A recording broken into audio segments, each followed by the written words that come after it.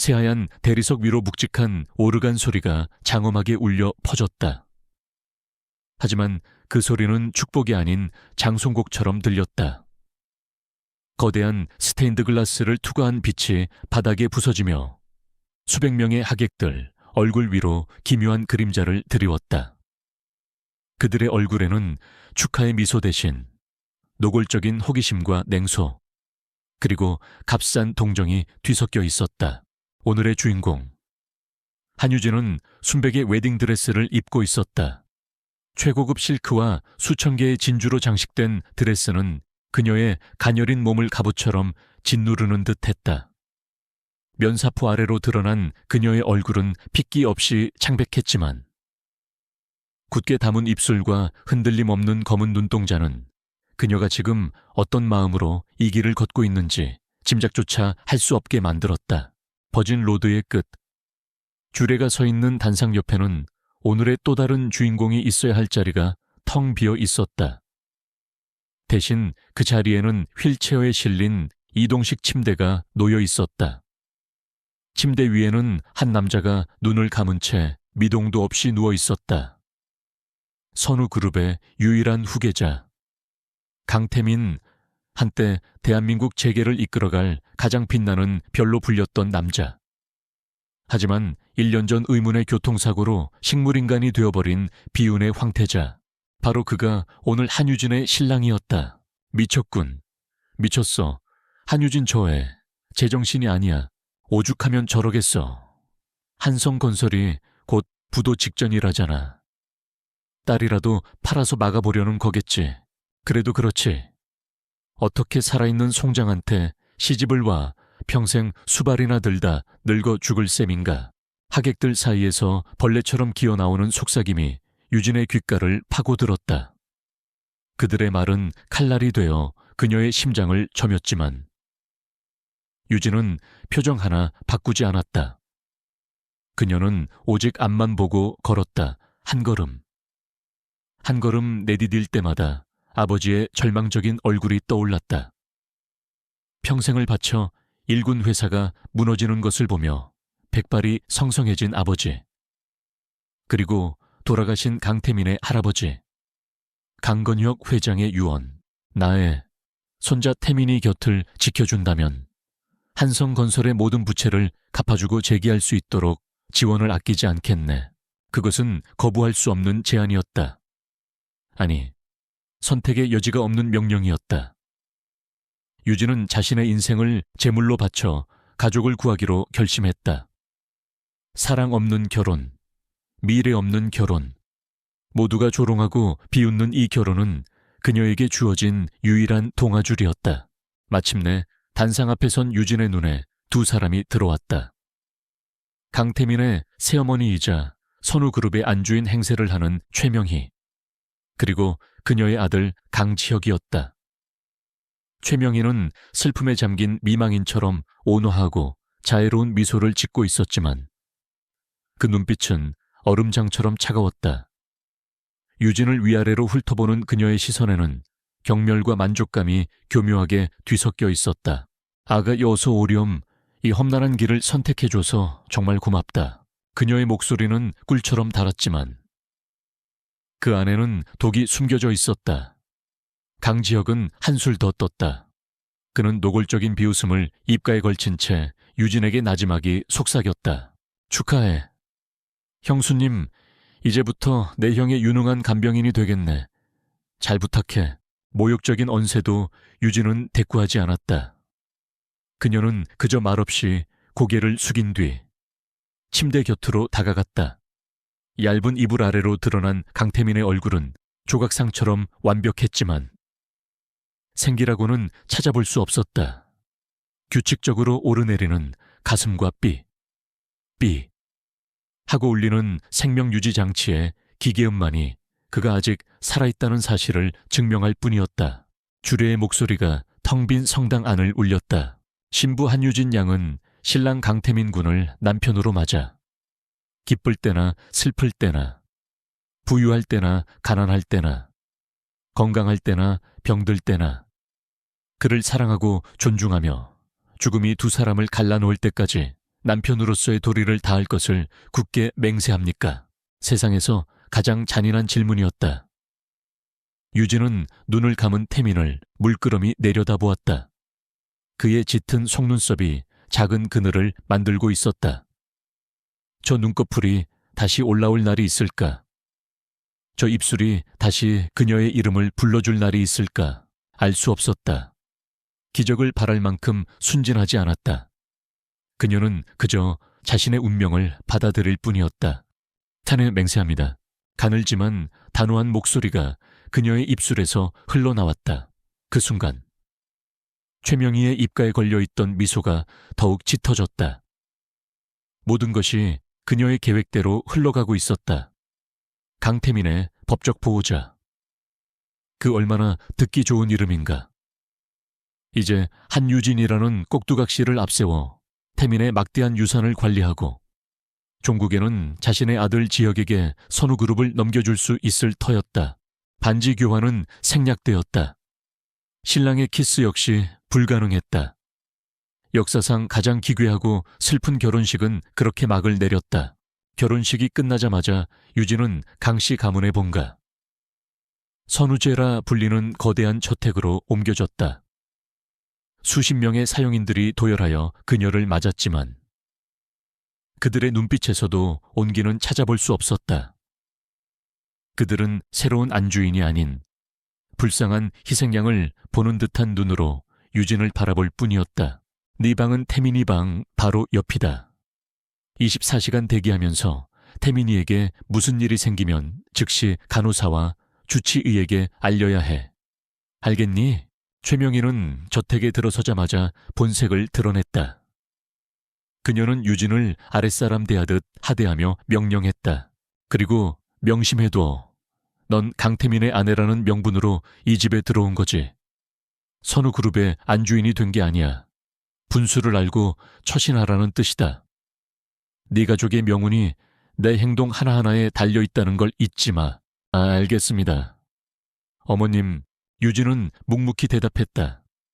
지금은 반박하거나 저항할 때가 아니었다. 그녀는 죽은 듯이 숨을 죽이고 기회를 기다려야 했다. 그녀에게 배정된 방은 태민의 방과 연결된 작은 침실이었다. 화려하지만 온기 없는 가구들로 채워진 방은 감옥처럼 느껴졌다. 유진은 거추장스러운 웨딩드레스를 벗어 던지고 편안한 옷으로 갈아입었다. 창밖으로 보이는 정원은 그림처럼 아름다웠지만 그녀의 마음에는 조금의 위안도 되지 못했다. 깊은 밤이 되자 저택은 침묵에 잠겼다. 유진은 조심스럽게 태민의 방으로 통하는 문을 열었다. 어둠 속에서 각종 의료기기들이 내는 희미한 불빛과 기계음만이 가득했다. 그녀는 침대 곁으로 다가가 조용히 그의 얼굴을 들여다보았다. 1년 전 TV 뉴스에서 그의 사고 소식을 접했을 때만 해도 그와 그녀의 인생이 이렇게 얽히게 될 줄은 꿈에도 몰랐다. 그는 언제나 구름 위에 있는 사람이었다. 압도적인 카리스마와 천재적인 경영 능력으로 선우그룹을 한 단계 더 도약시킬 인물로 주목받던 남자. 그런 그가 지금은 다른 사람의 도움 없이는 숨 쉬는 것조차 힘든 상태로 누워 있었다. 왜 하필 저였을까요? 유진은 누구에게랄 것도 없이 나지막이 중얼거렸다. 강건혁 회장은 왜 수많은 여자들 중에서 평범하기 짝이 없는 자신을 손자의 아내로 지목했을까? 단지 그녀의 아버지가 강 회장과 오랜 친구였다는 이유만으로는 설명이 부족했다. 분명 다른 이유가 있을 터였다. 그녀의 시선이 침대 옆 협탁으로 향했다. 그 위에는 태민이 평소에 읽던 책 몇 권과 액자가 놓여 있었다. 액자 속에는 젊은 시절의 강건혁 회장과 어린 태민이 환하게 웃고 있었다. 유진은 액자를 들어 먼지를 닦아내다 액자 뒤에 무언가 작게 붙어 있는 것을 발견했다. 아주 작은 마이크로 SD 카드였다. 순간 유진의 심장이 세차게 뛰기 시작했다. 이것은 무엇일까? 강 회장이 남긴 것일까? 아니면 사고 전에 강태민이 숨겨둔 것일까? 주위를 둘러 보던 유진의 눈에 방 한 구석에 놓인 태민의 노트북이 들어왔다. 망설임은 길지 않았다. 그녀는 SD카드를 챙겨 노트북이 있는 곳으로 향했다. 방 안에는 CCTV가 설치되어 있을지도 몰랐다. 그녀는 최대한 몸을 낮추고 그림자를 이용해 움직였다. 노트북을 켜자 비밀번호를 입력하는 창이 떴다. 유진은 잠시 고민하다 혹시나 하는 마음에 태민의 생일을 입력해 보았다. 틀렸다. 그렇다면 강 회장의 생일 그것도 아니었다. 몇 번의 실패 끝에 유진은 액자 속 사진을 떠올렸다. 사진 속 태민의 나이는 6살쯤 되어 보였다. 혹시 사진을 찍은 날짜가 비밀번호는 아닐까 하지만 날짜를 알 길이 없었다.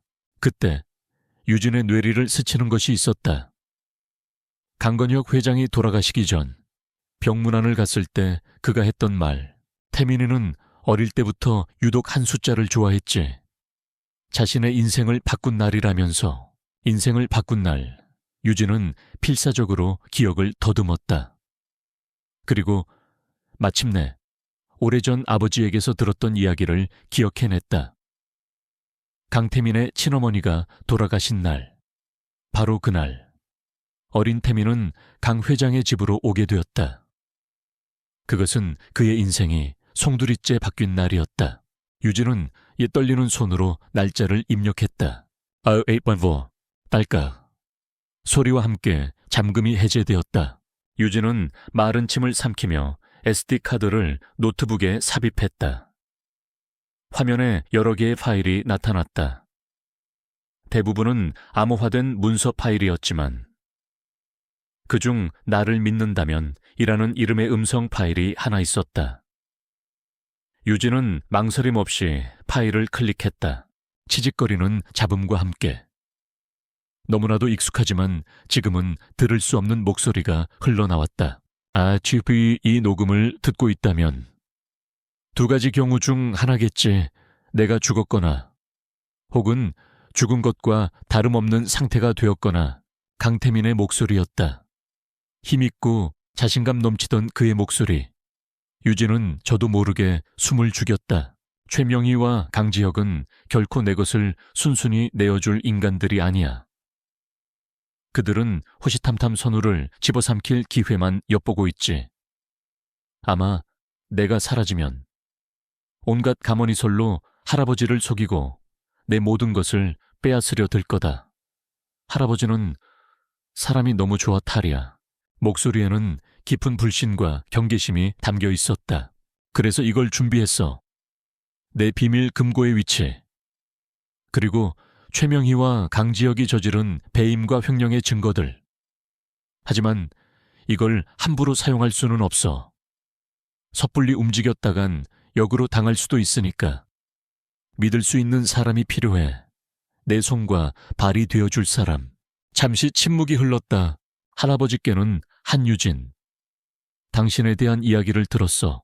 똑똑하고 강단 있고 무엇보다 의리가 있는 사람이라고. 할아버지는 당신이라면 나를 지켜줄 수 있을 거라고 믿으셨지. 만약 당신이 이 녹음을 듣고 내 편에 서기로 결심했다면 이 노트북의 특정 프로그램을 실행시켜 내 충실한 변호사 김민준 변호사에게 연락이 갈 거야. 그가 다음 행동을 알려줄 거다. 선택은 당신의 몫이야.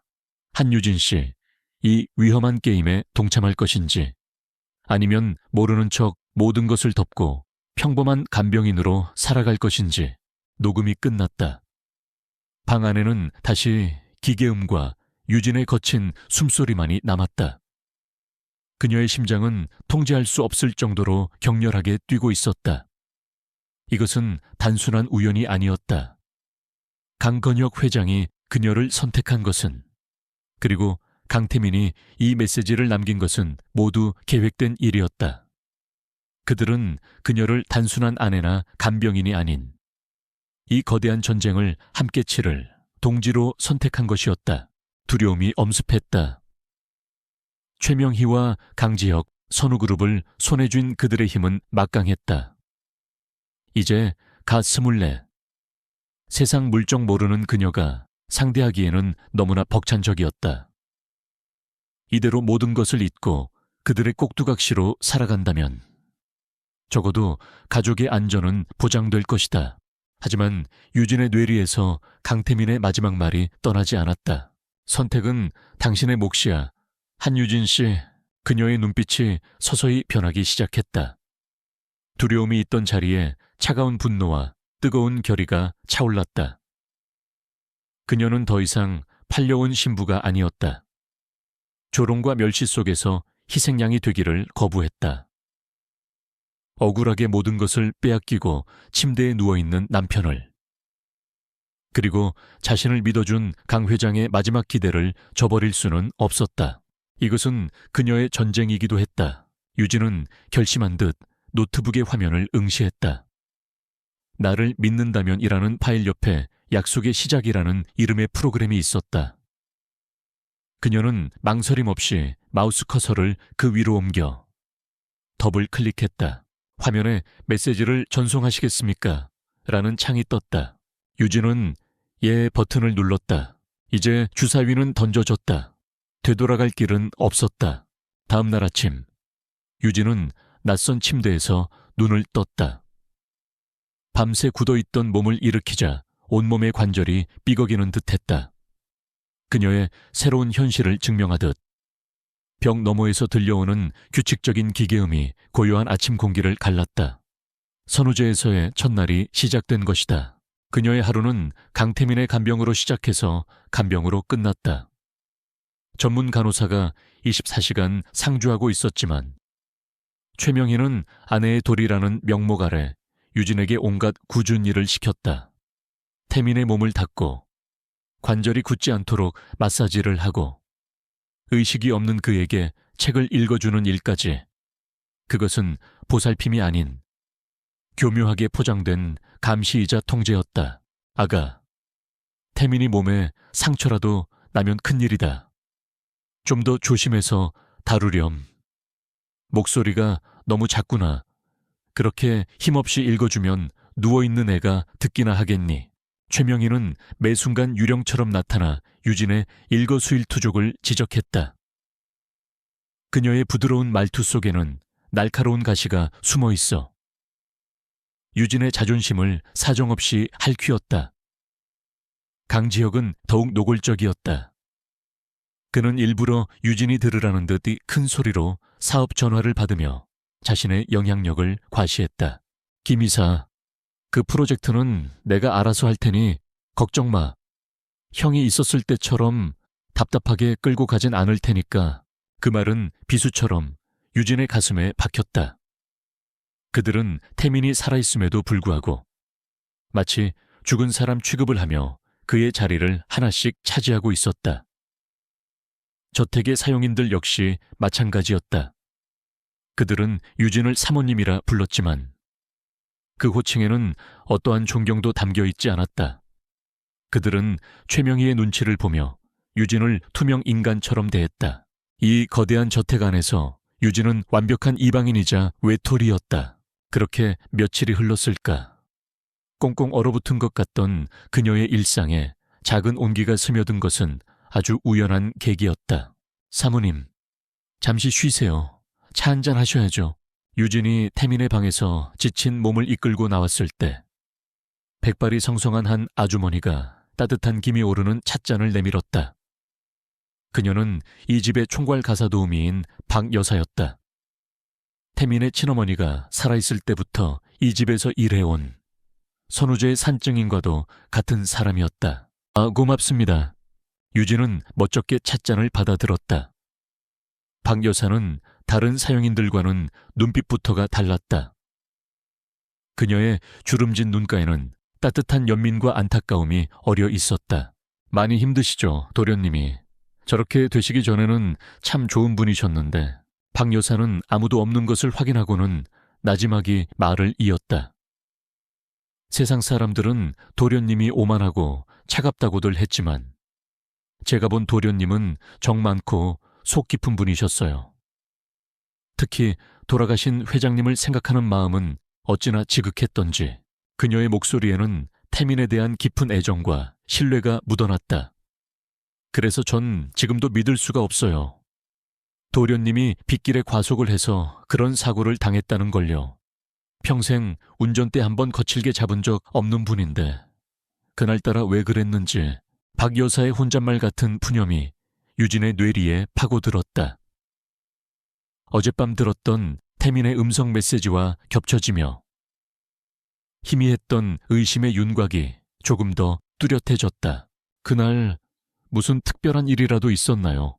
유진은 조심스럽게 물었다. 글쎄요. 그날 아침 아주 중요한 이사회가 있다고 들었어요. 도련님이 몇 달 동안 공들여 준비해온 프로젝트를 발표하는 자리라고. 그래서인지 평소보다 더 긴장한 모습이긴 했지만 박 여사는 말을 흐렸다. 더 깊은 이야기는 꺼내기 조심스러운 눈치였다. 하지만 그것만으로도 충분했다. 중요한 이사회가 있던 날 일어난 사고, 그리고 그 사고로 가장 큰 이득을 본 사람은 강지혁과 최명희. 퍼즐 조각들이 하나씩 맞춰지는 기분이었다. 그날 이후 유진은 단순한 간병인이 아닌 탐정이 되기로 결심했다. 그녀는 최명희의 눈을 피해 태민의 흔적을 쫓기 시작했다. 첫 번째 목표는 그의 서재였다. 남편을 더 이해하고 싶다는 그럴듯한 핑계를 대자 최명희는 마지못해 허락하면서도 책에 먼지나 쌓이게 하지 말라는 경고를 잊지 않았다. 태민의 서재는 그의 성격을 그대로 보여주는 듯했다. 수천 권의 책들이 한치의 오차도 없이 정리되어 있었고 거대한 책상 위에는 그가 쓰던 만년필과 서류들이 가지런히 놓여 있었다. 모든 것이 완벽하게 정돈되어 있었지만 유진의 예리한 눈은 그 속에서 미세한 부조화를 발견했다. 책장 한가운데 경영 전략 서적들 사이에 뜬금없이 기업 스파이 활동과 방어 전략이라는 책이 꽂혀 있었다. 그리고 책장 아래쪽 바닥과 맞닿은 부분에 아주 희미한 긁힌 자국이 있었다. 마치 무거운 책장을 급하게 옮기려다 생긴 상처처럼 보였다. 유진의 심장이 다시 뛰기 시작했다. 그녀는 책장을 밀어보려 했지만 꿈쩍도 하지 않았다. 며칠에 걸친 관찰 끝에 유진은 책장에서 특정 책들을 어떤 순서로 눌러야 잠금 장치가 해제되는 비밀 공간이라는 것을 알아냈다. 마치 첩보 영화의 한 장면 같았다. 마침내 최명희와 강지혁이 회사 일로 저택을 비운 어느 날 오후 유진은 다시 서재를 찾았다. 그녀는 기억해둔 순서대로 책을 눌렀다. 그러자 드르륵 하는 소리와 함께 책장 일부가 옆으로 밀리며 숨겨진 공간이 드러났다. 그 안에는 작은 금고가 있었다. 다행히 금고는 잠겨 있지 않았다. 떨리는 손으로 금고 문을 열자 그 안에는 여러 개의 서류철이 들어있었다. 서류의 제목은 프로젝트 프로메테스였다. 유진은 서류를 꺼내 읽기 시작했다. 그것은 선우그룹의 미래를 바꿀 만한 거대한 신기술 벤처 사업 계획서였다. 인공지능과 바이오 기술을 접목한 혁신적인 프로젝트. 만약 이 프로젝트가 성공한다면 선우그룹은 기존의 중공업 중심에서 첨단 기술 기업으로 완벽하게 탈바꿈하게 될 터였다. 그리고 그 과정에서 구시대적인 중공업 부문을 장악하고 있던 강지혁과 그 세력들의 입지는 자연스럽게 좁아질 수밖에 없었다. 이것이 동기였다. 서류 마지막 장에는 태민이 직접 쓴 것으로 보이는 메모가 첨부되어 있었다. 중공업 자재 납품 과정에서 수백억 원대의 비자금 조성 정황 포착. 강지혁 전무와 최명희 이사가 깊숙이 연관된 것으로 보임. 이사회에서 프로젝트 프로메테스를 통과시킨 후 즉시 내부 감사에 착수할 것. 이제 모든 것이 명확해졌다. 강태민은 단순한 사고를 당한 것이 아니었다. 그는 자신의 비리를 감추고 그룹을 차지하려던 최명희와 강지혁에 의해 계획적으로 제거될 뻔했던 것이다. 온몸에 소름이 돋았다. 유진은 자신이 얼마나 위험한 소용돌이의 중심에 서 있는지를 깨달았다. 이것은 단순한 재산 다툼이 아니었다. 사람의 목숨을 파리 목숨처럼 여기는 자들과의 목숨을 건 전쟁이었다. 거기서 뭘 하는 거지? 등 뒤에서 들려온 날카로운 목소리에 유진은 심장이 멎는 듯했다. 그녀가 놀라 돌아보자 서재문 앞에 강지혁이 팔짱을 낀 채 서 있었다. 그의 눈빛은 얼음처럼 차갑게 빛나고 있었다.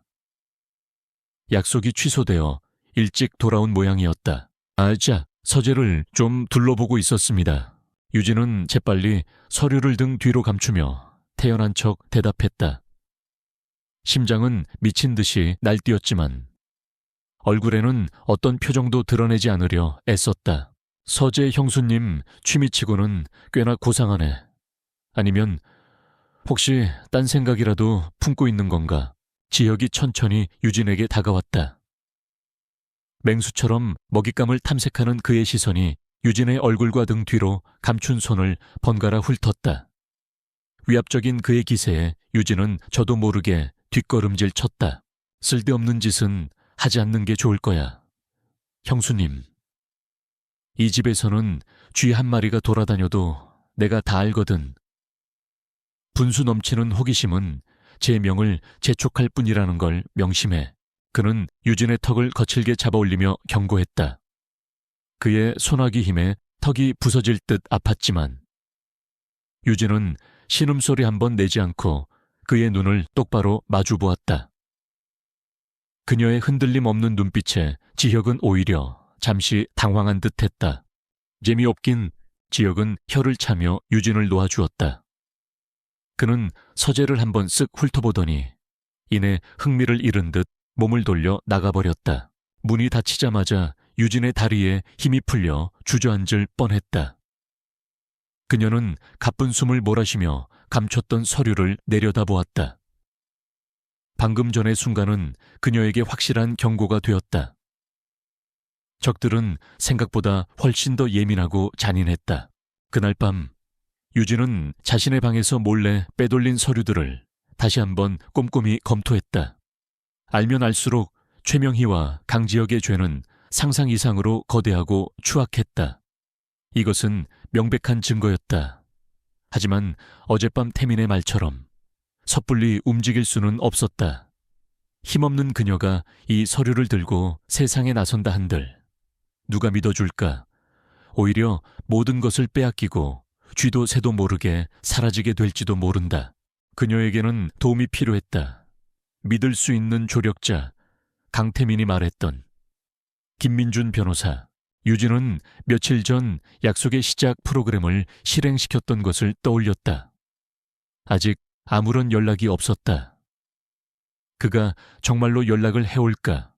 아니면 이 모든 것이 절망 속에서 그녀가 꾼 한낱 꿈은 아니었을까? 불안감이 엄습했지만 유진은 고개를 저었다. 포기할 수 없었다. 그녀는 서류들을 안전한 곳에 다시 숨기고 태민의 방으로 건너갔다. 여전히 그는 미동도 없이 누워 있었다. 유진은 그의 침대 옆 의자에 앉아 잠든 그의 얼굴을 바라보았다. 예전에는 그저 남편이라는 이름뿐인 낯선 사람이었지만 이제는 아니었다. 그는 거대한 악에 맞서 싸우다 쓰러진 외로운 투사였다. 그리고 이제 그 바통을 자신이 이어받아야 했다. 당신이 옳았어요. 그들은 괴물이에요. 유진은 나지막이 속삭였다. 하지만 걱정 마요. 내가 당신을 지킬게요. 당신의 자리도, 당신의 회사도, 그리고 당신의 진실도 내가 반드시 되찾아 줄게요. 그러니 당신도 포기하지 말고 꼭 돌아와야 해요. 그녀의 목소리는 밤공기 속에 조용히 스며들었다. 대답 없는 메아리일 뿐이라는 것을 알면서도 그녀는 그렇게라도 약속하고 싶었다. 바로 그 순간이었다. 유진의 손등 위로 아주 미세한 움직임이 느껴졌다. 너무나 찰나의 순간이라 착각이라고 생각할 뻔했다. 하지만 분명했다. 그녀의 손을 잡고 있던 강태민의 새끼손가락이 아주 희미하게, 그러나 분명히 한번 까딱 하고 움직였다. 유진은 숨을 멈췄다. 그녀는 자신의 눈을 의심하며 그의 손을 뚫어지라 쳐다보았다. 하지만 그 후로는 아무런 움직임도 없었다. 마치 방금 전의 일이 환상이었던 것처럼. 하지만 유진은 알고 있었다. 그것은 환상이 아니었다. 절망의 어둠 속에서 그가 보내온 아주 작은 응답이었다. 강태민의 손가락이 움직였던 그날 이후 유진의 세상은 희망과 불안이 뒤섞인 채 팽팽하게 흘러갔다. 그 미세한 움직임은 단순한 근육 경련이었을까? 아니면 정말로 의식이 돌아오고 있다는 신호였을까? 유진은 24시간 내내 그의 곁을 지키며 작은 변화라도 놓치지 않으려 애썼지만 안타깝게도 기적은 다시 일어나지 않았다. 시간은 더디게 흘렀고 애타는 기다림 속에서 그녀는 홀로 외로운 싸움을 이어가고 있었다. 그러던 어느 날 낯선 번호로 전화가 걸려왔다. 한유진 씨 되십니까? 수화기 너머에서는 낮고 차분한 남자의 목소리가 들려왔다. 저는 김민준 변호사라고 합니다. 강태민 대표님의 개인 법률 대리인이죠. 유진은 순간 숨을 멈췄다. 드디어 강태민이 남긴 음성 메시지 속에 그 이름이었다. 네? 맞습니다. 직접 만나 뵙고 전해드릴 말씀이 있습니다. 오늘 오후 3시 괜찮으시겠습니까? 장소는 문자로 보내드리겠습니다. 절대 다른 사람이 알아서는 안 되는 만남입니다. 김민준 변호사의 목소리에는 어떤 감정도 실려 있지 않았지만 그 내용은 묵직한 무게를 담고 있었다. 유진은 최명희에게는 몸이 좋지 않아 잠시 바람을 쐬고 오겠다고 둘러댄 뒤 약속 장소로 향했다. 그녀의 심장은 기대와 긴장으로 세차게 뛰고 있었다. 문자로 안내된 장소는 인사동의 한적한 골목에 위치한 작은 고미술관이었다. 유진이 안으로 들어서자 말끔한 정장 차림의 한 남자가 그녀를 맞았다. 30대 중반쯤으로 보이는 그는 날카로운 눈매와 다부진 인매를 가진 빈틈이라고는 찾아볼 수 없는 인상이었다. 그가 바로 김민준 변호사였다. 처음 뵙겠습니다. 한유진 씨, 이쪽으로 오시죠. 그는 유진을 미술관 안쪽, 외부와 완벽하게 차단된 귀빈실로 안내했다. 방 안에는 고풍스러운 탁자와 의자만이 놓여 있었다. 그는 자리에 앉자마자 서류 가방에서 여러 문서를 꺼내 유진 앞에 놓았다. 강 대표님께서는 사고가 나기 6개월 전 저를 통해 새로운 유언장을 작성하고 신탁을 설정하셨습니다. 김 변호사는 서두 없이 본론으로 들어갔다. 그의 눈빛은 유진의 모든 것을 꿰뚫어 보려는 듯 날카롭게 빛났다. 유진이 과연 강태민의 신뢰를 받을 만한 인물인지 시험하는 듯한 눈빛이었다. 유언의 핵심 내용은 대표님께서 정상적인 경영 활동이 불가능한 상태가 될 경우 법적 배우자가 모든 자산에 대한 제1순위 관리인이 된다는 것입니다. 여기서 말하는 자산이란 선우그룹의 지분과는 전혀 별개로 대표님께서 개인적으로 운용해 오신 비밀 자산을 의미합니다. 그의 설명은 충격적이었다. 비밀 자산 말인가요? 네, 대표님께서는 오래전부터 최명희 이사와 강지혁 전무의 야심을 경계해 오셨습니다. 그래서 할아버님이신 강건혁 회장님조차 그 전모를 파악하지 못할 정도의 거대한 자산 네트워크를 구축해 놓으셨죠. 해외에 설립된 여러 개의 페이퍼 컴퍼니와 투자회사, 그리고 차명으로 보유한 부동산과 기술 특허까지. 그 가치는 선우그룹 전체와 맞먹거나 혹은 그 이상일 수도 있습니다. 유진은 마른 침을 삼켰다. 강태민이라는 남자는 그녀가 상상했던 것 이상으로 치밀하고 대담한 사람이었다. 그는 최악의 상황을 대비해 자신만의 왕국을 건설해 놓은 것이었다. 대표님의 계획에 따르면 당신은 이제 그 왕국의 주인이 되신 겁니다. 한유진 씨, 제가요, 물론 하루아침에 모든 것을 드릴 수는 없습니다. 그것은 대표님의 뜻이기도 합니다. 이것은 일종의 시험입니다. 당신이 과연 이 거대한 전쟁을 치를 만한 자격과 능력을 갖추었는지 확인하는 과정이죠. 김 변호사는 검은색 카드 한 장과 작은 법인 서류철을 유진 앞으로 내밀었다. 이것은 한도 없는 법인 카드입니다. 그리고 이 회사는 J&K 컨설팅이라는 이름의 작은 자문회사입니다. 대표님께서 비자금 세탁 경로를 추적하기 위해 만들어 놓으신 위장 회사 중 하나죠. 이제부터 이 회사는 당신의 것입니다. 이 자원들을 이용해 무엇을 하실지는 전적으로 당신에게 달려 있습니다. 당신의 능력을 증명해 보이십시오. 결과에 따라 당신에게 주어지는 권한과 자원의 규모는 달라질 것입니다. 모든 것이 어젯밤 그녀가 했던 다짐에 대한 응답처럼 느껴졌다. 이제 그녀는 더 이상 무력한 희생양이 아니었다. 비록 작지만 그녀는 자신만의 칼과 방패를 손에 넣은 것이다. 한 가지 더, 대표님께서 당신에게 개인적으로 남기신 메시지입니다. 김 변호사가 건넨 작은 봉투 안에는 단 한 문장이 적힌 카드가 들어있었다. 살아남으시오. 그리고 내 곁을 지켜주시오. 강태민의 필체였다.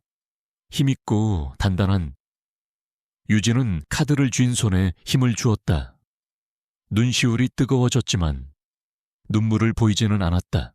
한편 같은 시각 선우그룹 본사 최상층의 회의실에서는 팽팽한 긴장감이 감돌고 있었다. 강지혁은 회장 대행이라는 직함을 단 이래 자신의 입지를 굳히기 위해 무리하게 사업을 추진하고 있었다. 오늘 그의 목표는 강태민이 애지중지하던 차세대 반도체 사업부를 매각하고 그 자금으로 자신의 주력 분야인 중공업 플랜트 사업에 투자하는 안건을 통과시키는 것이었다. 차세대 반도체 사업은 에밋 빠진 독에 물붓기입니다. 몇 년째 적자만 기록하고 있는 사업부를 끌어안고 가다가는 그룹 전체가 위험해질 수 있습니다.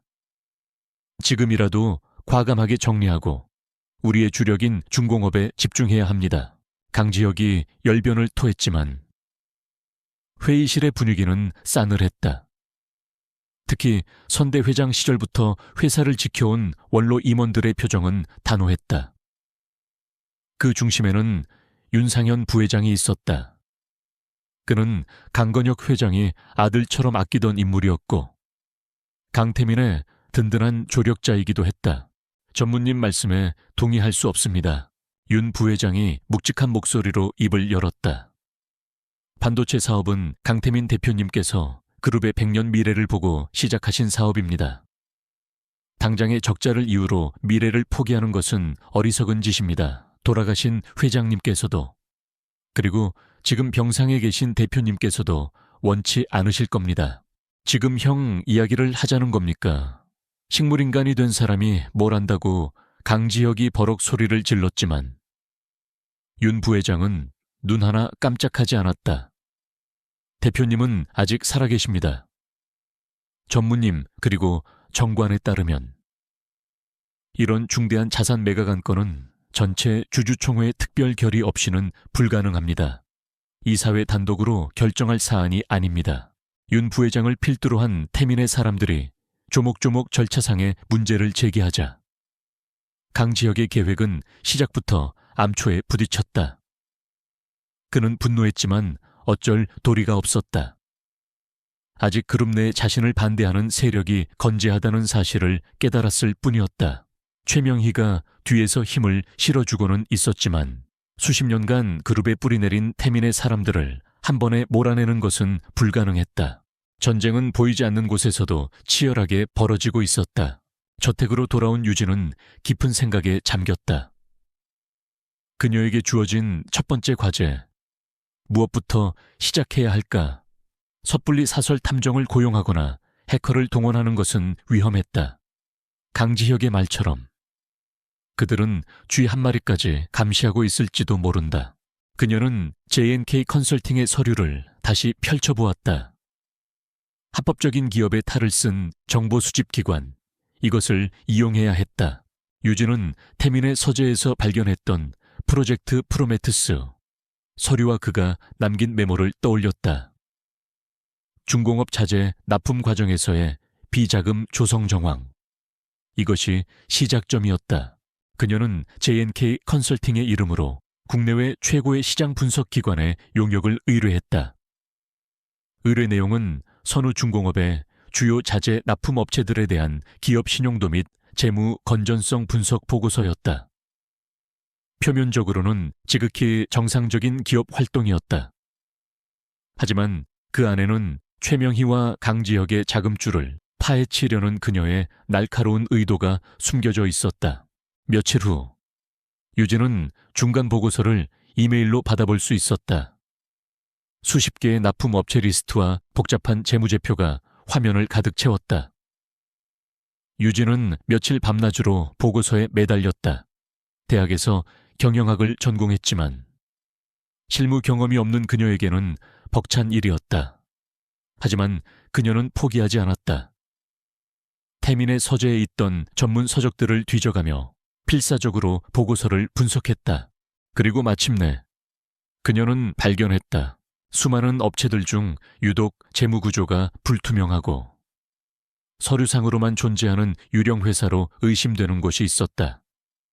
대성 스틸이라는 이름의 회사였다. 그런데 진짜 놀라운 사실은 그 회사의 이사진 명단에 있었다. 검은색, 낯익은 이름이었다. 유진은 기억을 더듬었다. 그리고 마침내 기억해냈다. 그는 최명희의 먼 친척으로 몇 년 전 사업에 실패하고 종적을 감췄다고 들었던 사람이었다. 모든 조각이 맞춰졌다. 대성 스틸은 최명희와 강지혁이 비자금을 조성하기 위해 만든 유령 회사였던 것이다. 유진은 보고서를 쥔 채 태민의 방으로 통하는 문을 바라보았다. 이것은 시작에 불과했다. 하지만 어둠 속에서 찾아낸 첫 번째 빗줄기였다. 그녀는 더 이상 끌려다니는 인형이 아니었다. 스스로 생각하고 계획하고 움직이는 플레이어가 된 것이다. 김민준 변호사의 시험은 이제 막 시작되었을 뿐이었다. 그리고 그녀는 그 시험을 훌륭하게 통과해낼 자신이 있었다. 대성 스틸이라는 첫 번째 실마리를 찾아낸 유진은 신중하게 다음 수를 계획했다. 적의 심장부에 비수를 꽂기 위해서는 어둠 속에서 조용히 움직여야 했다. 정면 공격은 자살 행위나 다름없었다. 그녀는 강지혁과 최명희가 스스로 무너지도록 교묘한 함정을 파야 했다. 유진은 J&K 컨설팅의 이름으로 신뢰도는 높지만 대중적이지는 않은 한 경제 전문 매체의 기자와 접촉했다. 물론 익명의 제보자 신분이었다. 그녀가 넘긴 정보는 선우중공업의 수상한 유령 납품업체의 의혹이라는 제목으로 포장되었다. 대성 스틸이나 최만식이라는 이름은 직접적으로 거론하지 않았다. 그저 업계에 만연한 부패와 선우그룹의 도덕적 해이를 지적하는 수준의 의혹을 제기하는 기사일 뿐이었다.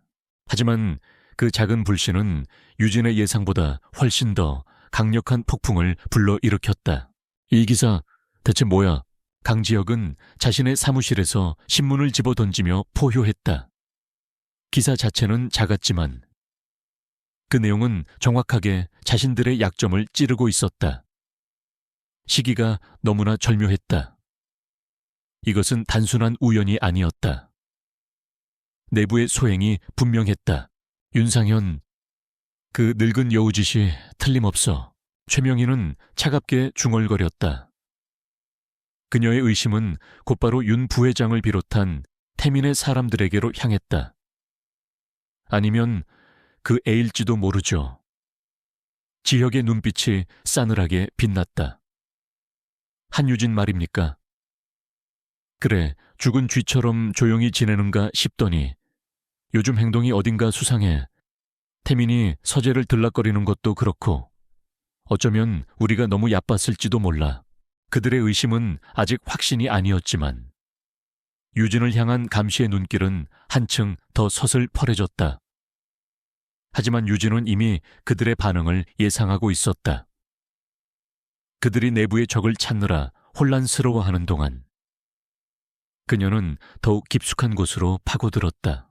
유진은 J&K 컨설팅을 통해 국내 최고의 교통사고 분석 전문가와 전직 경찰청 과학수사팀 요원으로 구성된 비밀팀을 꾸렸다. 그녀의 목표는 단 하나. 1년 전 강태민의 교통사고 기록을 재조사하는 것이었다. 막대한 자금이 투입되었다. 김민준 변호사가 준 카드는 이럴 때 쓰라고 있는 것이었다. 팀은 경찰과 병원에 남아있던 공식 기록들을 입수하는 한편 비공식적인 경로를 통해 사고 차량의 블랙박스 원본 데이터와 ECU 전자제어 장치 기록을 손에 넣었다. 강재혁 측에서 이미 손을 써놓았는지 공식적인 자료들은 모두 단순 과속으로 인한 운전 미숙으로 결론이 나 있었다. 하지만 진실은 거짓의 틈새에 숨어 있었다. 며칠 후 분석팀으로부터 긴급 보고가 올라왔다. 찾았습니다. 대표님, 명백한 조작의 증거입니다. 팀장은 유진과의 화상통화에서 흥분을 감추지 못했다. 사고 직전 차량의 브레이크 시스템에서 비정상적인 오류 신호가 수차례 발생했습니다. 하지만 ECU 기록에는 이 신호가 고의적으로 삭제된 흔적이 발견되었습니다. 누군가 원격으로 브레이크 시스템을 교란시킨 후 그 증거를 인멸하려 한 겁니다. 이건 절대 단순 사고가 아닙니다. 명백한 살인 미수입니다. 드디어 결정적인 증거를 손에 넣었다. 유진은 떨리는 손으로 마우스를 쥔 채 모니터에 떠있는 데이터 그래프를 응시했다. 심장이 얼음처럼 차가워졌다. 그들은 정말로 강태민을 죽이려 했다. 하지만 기뻐하기에는 일렀다. 증거를 손에 넣은 것과 그것으로 심판하는 것은 전혀 다른 문제였다. 그리고 적의 방역은 예상보다 훨씬 더 빠르고 잔인했다. 유진에게 위기가 닥친 것은 그로부터 며칠 지나지 않아서였다. 그날 오후 최명희는 변호사와 회계사를 대동한 채 싸늘한 표정으로 유진을 찾아왔다. 내게 실망했다. 아가, 그녀는 유진의 앞에 은행 거래 내역서 몇 장을 집어 던졌다. 태민이 간병비와 치료비 명목으로 지급되는 돈에 손을 댈 줄이야. 네 아비의 회사를 살려줬더니 이제는 내 입속까지 채우고 싶었나 보구나. 거래 내역서에는 유진의 이름으로 개설된 계좌에서 그녀의 아버지인 한 대표의 회사 계좌로 매달 수천만 원씩 이체된 기록이 찍혀 있었다. 유진은 눈앞이 캄캄해졌다. 그녀는 그런 일을 한 적이 없었다. 명백한 함정이었다. 전 그런 적 없습니다. 이건 조작된 거예요. 조작, 이 모든 것이 은행의 공식 직인이 찍힌 서류인데 내 말 한마디로 조작이 되는 건가? 넌 태민이의 아내로서 그리고 법적 보호자로서의 자격을 상실했다. 당장 이 집에서 나가. 내 파렴치한 범죄에 대해서는 변호사를 통해 책임을 묻겠다. 최명희는 승리자의 미소를 지으며 유진을 몰아붙였다. 그들이 미리 파놓은 함정이었다. 유진의 이름으로 비밀리에 계좌를 개설하고 자신들이 관리하던 태민의 간병비 일부를 그 계좌를 통해 한성건설로 송금한 뒤 모든 것을 유진에게 뒤집어 씌운 것이다. 은행 내부의 조력자 없이는 불가능한 일이었다. 설상가상으로 바로 그때 유진의 핸드폰이 울렸다. 아버지였다. 유진아, 수화기 너머로 들려오는 아버지의 목소리는 절망 그 자체였다. 갑자기 선우그룹 쪽에서 모든 계약을 파기하겠다고 통보해왔다. 협력업체들에도 압력을 넣어 자재 공급을 끊어버렸고 은행에서는 대출금을 즉시 상환하라고. 유진아, 회사가 다시 무너지게 생겼다. 사방이 막혔다. 적들은 그녀의 목을 조여오는 동시에 그녀의 가장 약한 부분인 가족까지 공격하고 있었다. 횡령범이라는 누명을 쓰고 쫓겨나느냐, 아니면 무릎을 꿇고 그들의 처분을 기다리느냐. 유진에게 남은 선택지는 없어 보였다. 어때? 아가, 이제야 내 처지가 좀 파악이 되나. 최명희는 유진의 절망적인 표정을 보며 만족스럽게 웃었다. 내게 무릎 꿇고 빌어. 네가 가진 모든 권리, 강태민 아내로서의 모든 권리를 포기하겠다고 각서를 쓰면 네 아비의 회사는 살려주지. 물론 너는 평생을 횡령범이라는 꼬리표를 달고 살아야겠지만 모욕감의 피가 거꾸로 솟았다. 하지만 아버지의 절규가 귓가에 맴돌았다. 유진의 무릎이 힘없이 꺾이려던 바로 그 순간이었다. 그녀의 등 뒤, 열린 문틈으로 보이던 강태민의 방 안에서 아주 희미하게, 그러나 분명하게 침대 시트가 스치는 소리가 들렸다. 그리고 곧이어 무언가 쿵 하고 바닥에 떨어지는 소리가 났다. 최명희와 변호사, 그리고 유진의 시선이 동시에 소리가 난 곳으로 향했다. 태민의 침대 옆 바닥에 그가 항상 손에 쥐고 있던 작은 스트레스볼이 떨어져 있었다. 의식이 없는 환자의 근육 이완을 위해 쥐어주던 공이었다. 뭐지? 바람이라도 불었나? 최명희가 신경질적으로 중얼거렸다. 하지만 그 방에는 창문 하나 없었다. 유진은 보았다. 아무도 보지 못했지만 그녀는 분명히 보았다. 공이 떨어지기 직전 미동도 없던 강태민의 손이 마치 무언가를 뿌리치려는 듯 아주 강하게 한번 움찔했던 것을, 그것은 단순한 경련이 아니었다. 그것은 분노였다. 그리고 유진을 향한 결코 쓰러지지 말라는 무언의 외침이었다. 순간 유진의 눈빛이 변했다. 절망과 공포가 사라진 자리에 차갑고 단단한 결의가 칼날처럼 서렸다. 그녀는 천천히 허리를 폈다. 그리고 자신을 내려다보고 있는 최명희를 똑바로 마주보았다. 제가 왜 그래야 하죠? 그녀의 목소리는 더 이상 떨리지 않았다. 저는 훔친 적도, 제 권리를 포기할 생각도 없습니다. 그리고 어머님이야말로 곧 큰 대가를 치르게 되실 겁니다. 최명희는 유진의 예기치 않은 방역에 잠시 말문이 막혔다. 도끼 오른 고양이에게 발등이라도 찍힌 듯한 표정이었다. 하지만 그녀는 이내 코웃음을 치며 경멸적인 시선을 던졌다. 대가 내까짓게 뭘 할 수 있다고. 넌 이제 끝났어. 한유진, 내일 당장 변호사를 통해 횡령죄로 고소장을 접수할 테니 감옥 갈 준비나 하고 있어. 그녀는 악담을 퍼붓고는 변호사와 회계사를 이끌고 횡하니 사라졌다.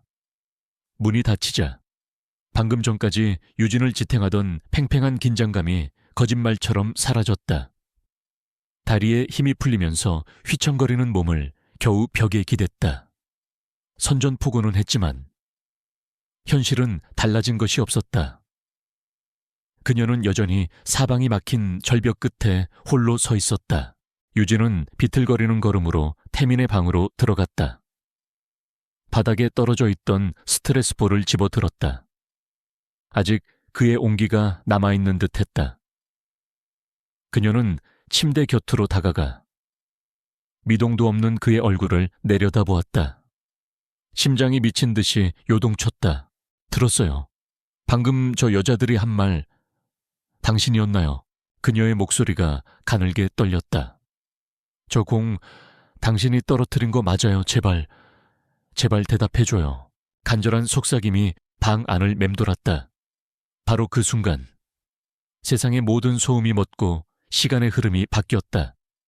이야기는 이제 침대에 누워있는 남자의 의식 속으로 깊숙이 파고들었다. 나는 어둠 속에 있다. 아니, 어둠이라기보다는 짙은 안개에 가깝다. 소리는 물속에서 들리는 것처럼 웅궁거리고 눈꺼풀은 청은망은 무거워 도무지 들어 올릴 수가 없다. 내 몸은 내 것이 아닌 것처럼 느껴진다. 움직이려 해도, 소리치려 해도 아무것도 할 수 없다. 나는 내 육신이라는 감옥에 갇힌 유령이다. 얼마나 이렇게 있었을까? 시간 감각은 사라진 지 오래다. 처음에는 혼란과 공포뿐이었다. 내가 왜 여기에 있는지, 무슨 일이 일어났는지 아무것도 기억나지 않았다. 그저 끔찍한 파열음과 온몸을 꿰뚫는 듯한 충격의 잔상만이 나만 나를 괴롭혔다. 의식이 서서히 돌아오면서 조각난 기억들이 하나씩 맞춰지기 시작했다. 빗길을 질주하던 내 차, 그리고 반대편에서 라이트를 끈 차에 미친 속도로 달려오던 검은색 덤프트럭. 피할 수 없는 충돌을 직감한 마지막 순간, 내 뇌리를 스친 것은 사고 현장을 유유히 빠져나가던 한 남자의 얼굴이었다. 최명희의 사주를 받아 내 뒤를 밟던 해결사. 그제야 모든 것을 깨달았다. 이것은 사고가 아니었다. 계획된 살인이었다. 분노가 온몸을 태울 듯이 치솟았지만 내가 할 수 있는 것은 아무것도 없었다. 나는 그저 이 침대 위에서 나를 둘러싼 위선적인 연극을 지켜봐야만 했다. 나를 보며 눈물 찢는 최명희의 악어의 눈물. 내 자리를 차지하고 앉아 거만하게 구는 강지혁의 역겨운 목소리. 그들은 매일같이 내 귀에 속삭였다. 이제 모든 것이 자신들의 것이라고, 절망이 나를 집어삼키려 할 때쯤 새로운 소리가 들려왔다. 맑고 차분하지만 어딘가 슬픔이 묻어나는 목소리. 한유진 할아버지의 유언 때문에 팔려오듯 시집온 여자. 처음에는 그녀 역시 그들과 한패이거나 혹은 어리석은 희생양일 뿐이라고 생각했다. 하지만 그녀는 달랐다.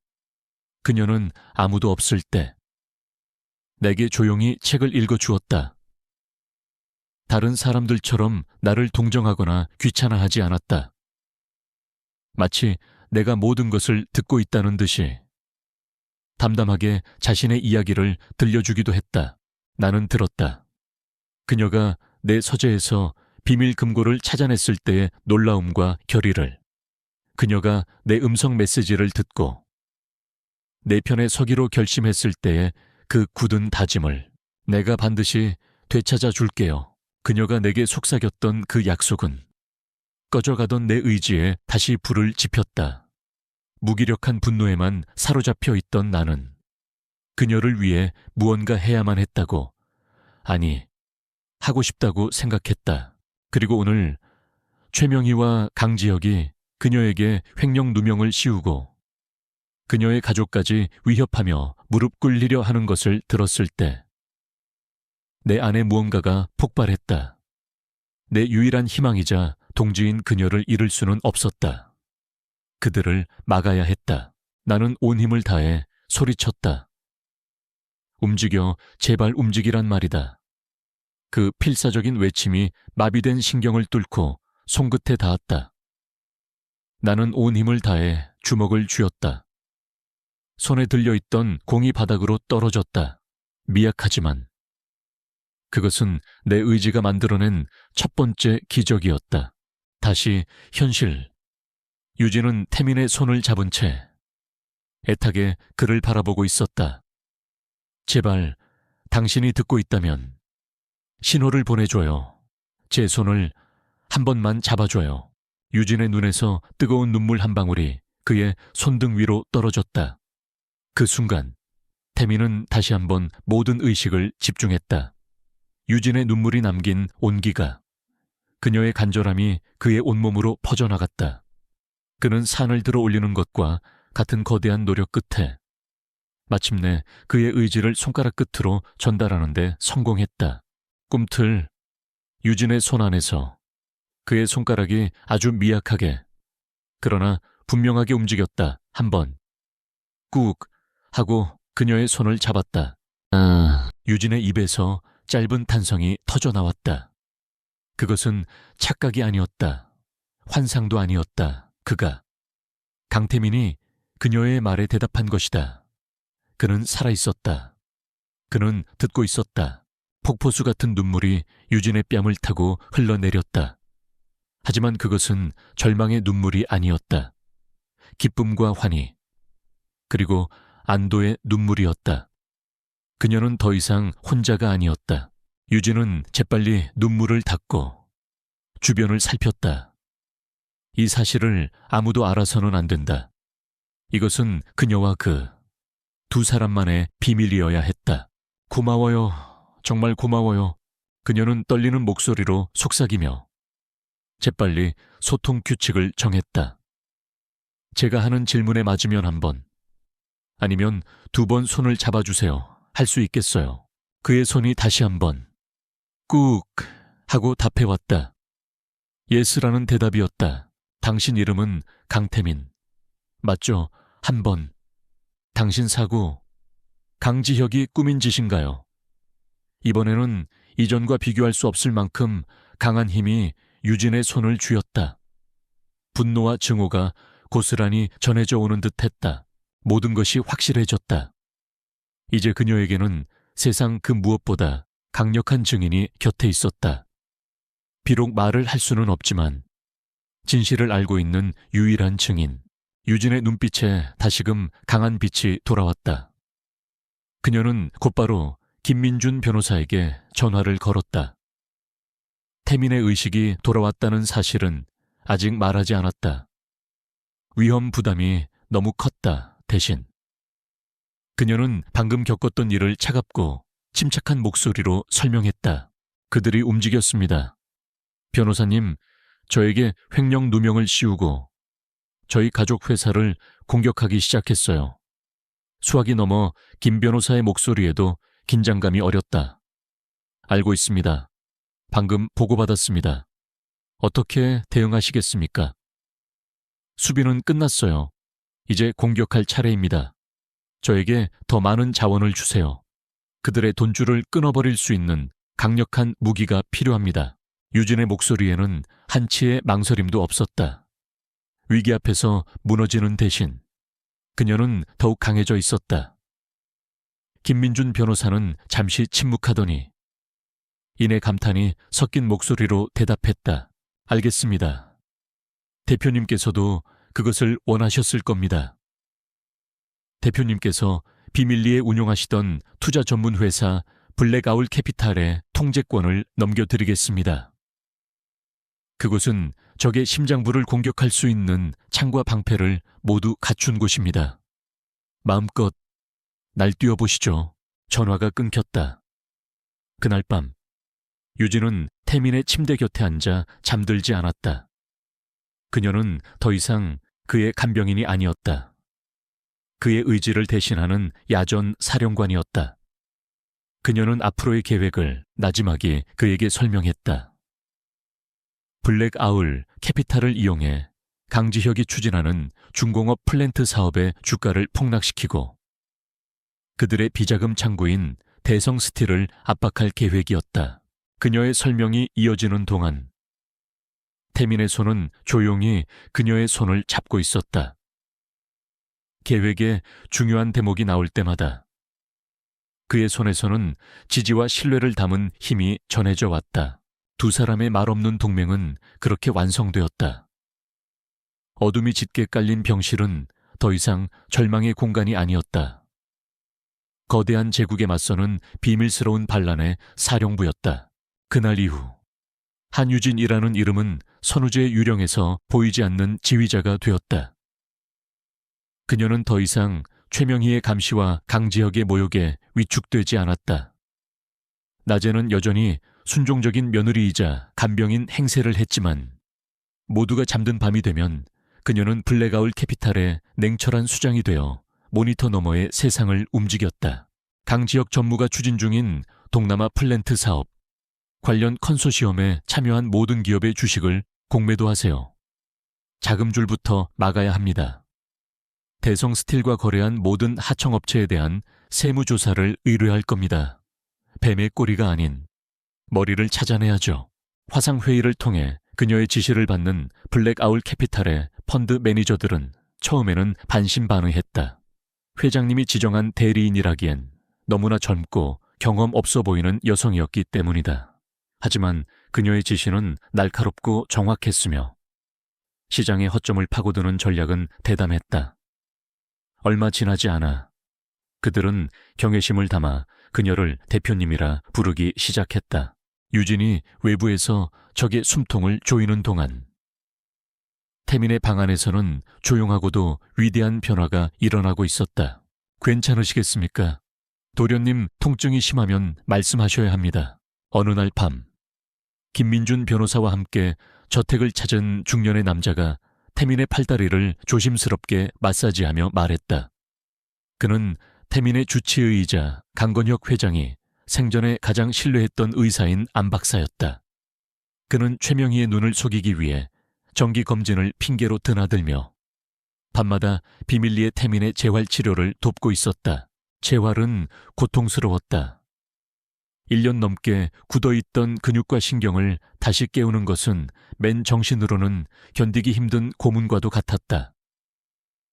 태민은 이를 악물고 신음소리를 삼켰다. 그의 온몸은 땀으로 흠뻑 젖었지만 눈빛만은 강철처럼 단단했다. 그가 버틸 수 있었던 이유는 단 하나. 그의 곁을 지키는 유진 때문이었다. 유진은 밤마다 그의 곁에서 재활 과정을 도왔다. 그의 굳은 손가락을 하나하나 펴주고 그의 다리를 주물렀다. 그가 고통스러워할 때마다 그녀는 그의 손을 잡고 나지막이 속삭였다. 괜찮아요. 잘하고 있어요. 거의 다 왔어요. 그녀의 목소리는 그의 고통을 잠재우는 유일한 진통제였다. 그러던 어느 날 밤, 기적이 일어났다. 안 박사가 잠시 자리를 비운 사이 유진이 굳어진 그의 입 주변 근육을 마사지해주고 있을 때였다.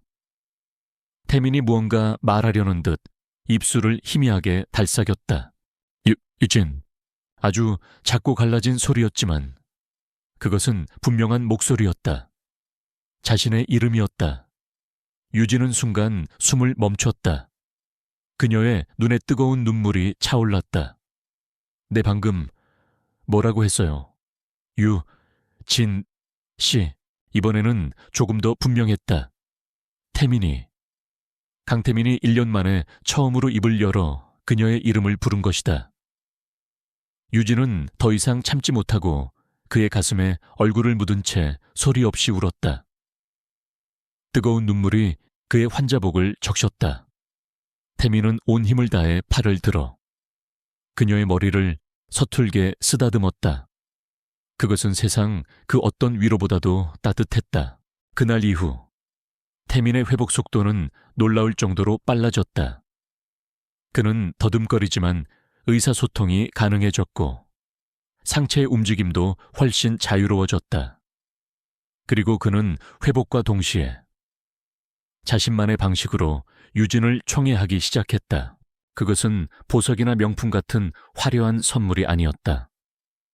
어느 날 김민준 변호사는 유진에게 몇 가지 서류를 내밀었다. J&K 컨설팅과 블랙아울 캐피탈의 법인 소유주를 한 유진. 그녀의 이름으로 변경하는 서류였다. 이건 대표님의 뜻입니다. 단순한 대리인이 아닌 진정한 주인이 되어달라고 하셨습니다.